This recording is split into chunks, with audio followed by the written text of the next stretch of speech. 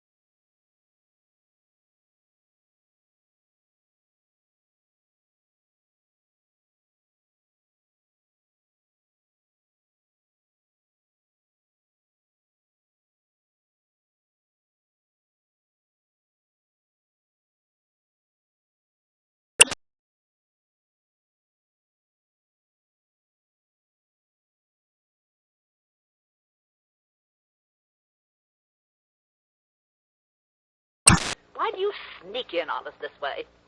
Well, what is this? The mail just arrived, and knowing you'd want to see it. Give it to Harold. Yes, here, I'll take care of it. Well? What letter? No postmark. But?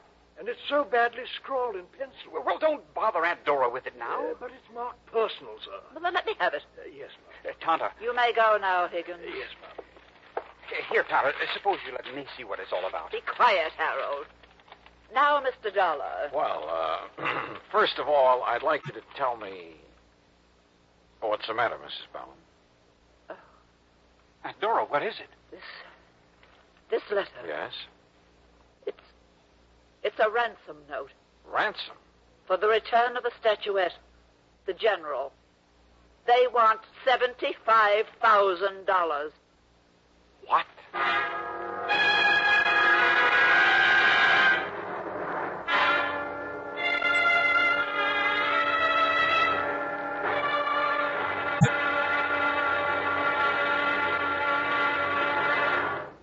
Act 2 of yours truly, Johnny Dollar, in a moment.